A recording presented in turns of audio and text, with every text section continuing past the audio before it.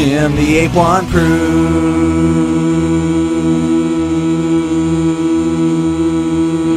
Hello again, humans. It is I, Jim the Ape, and while I have been thinking about and even mentioned the possibility of taking my channel in a bit of a new direction, I'm still not 100% sure of what that's going to be, so this video is pretty much more of the same thing I usually do. In fact, it's basically going to be an episode of the G.B.U, but it's really just going to be me talking about my basic reactions to 3 recent social media stories that I didn't really look into all that much. So think of it like a G.B.U. Lite, or Diet G.B.U. if you will. Just to talk about some shit, kill some time, and hopefully entertain some of you with some quick and easy new content while I keep brainstorming about bigger projects. So without any further ado, let's get into it. The only story of this trio that I can vaguely consider good is something that Henry Cavill, best known for playing Superman in the most recent DC shared universe movies, said during an interview that he's afraid to flirt with women because he doesn't want to risk being called a rapist. Well, I guess we found his kryptonite.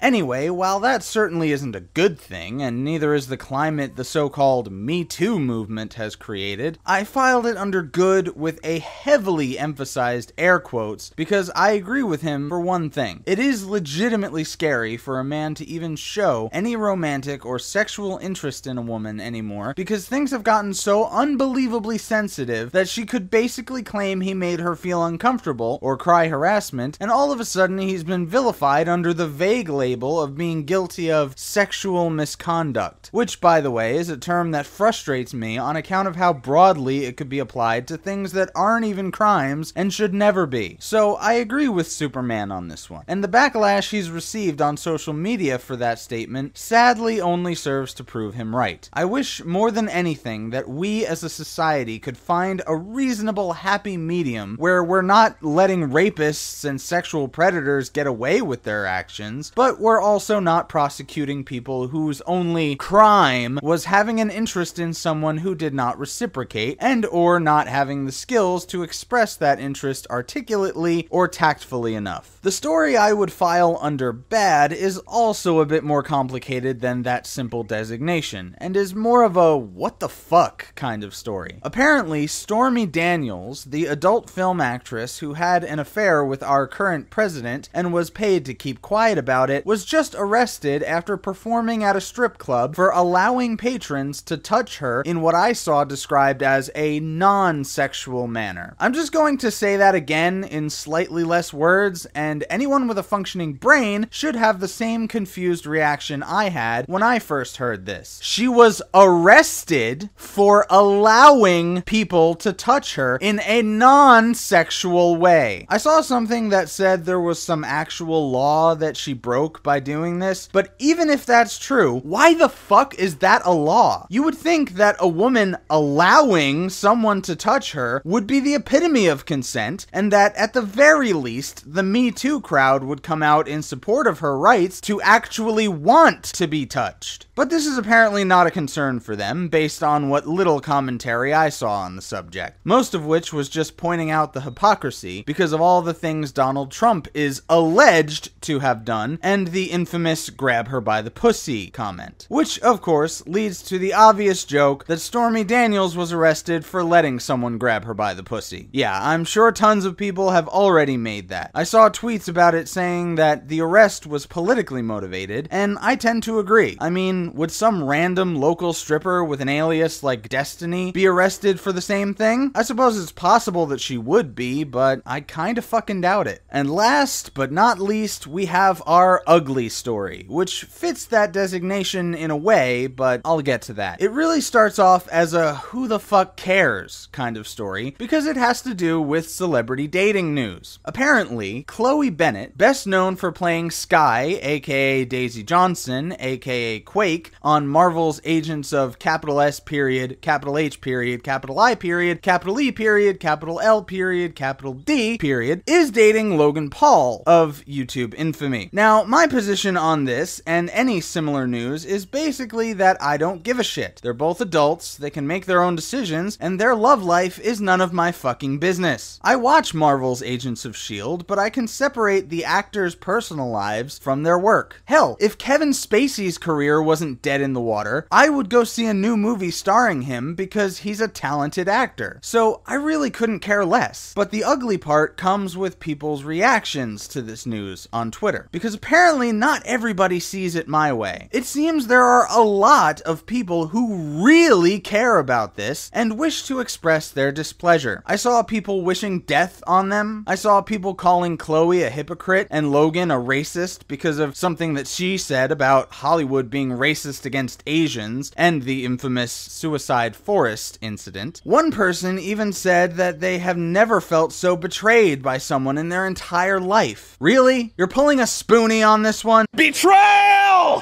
What? Betrayal!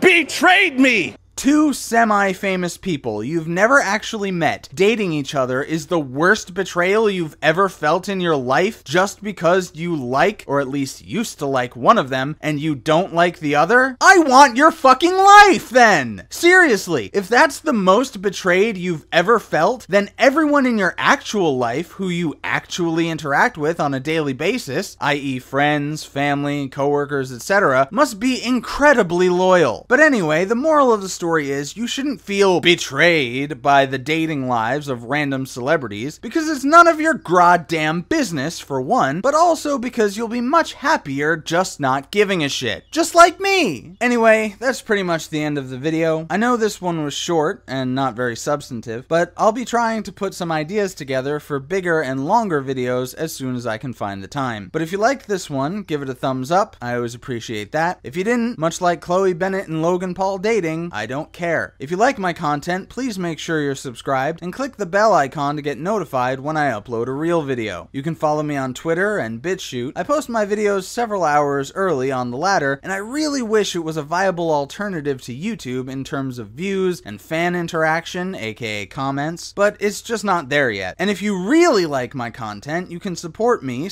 / motivate me to make more of it by becoming a patron on Patreon. Big thanks to Vladimir Dragonov for doing just that after my previous video was uploaded. I appreciate any amount I can get, more than words can say. As always, thank you for watching. I'll catch you next time. Stay great, apes.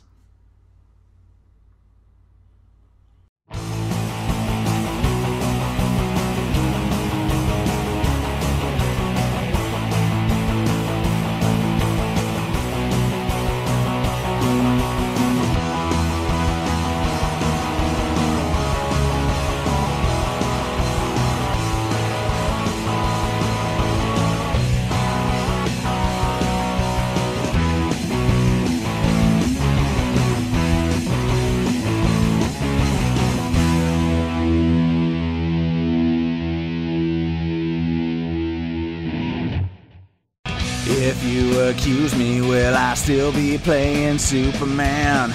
Will I be thrown in jail if I get caught holding your hand? If I'm seen by your side, they'll call me rapist tonight. Me to write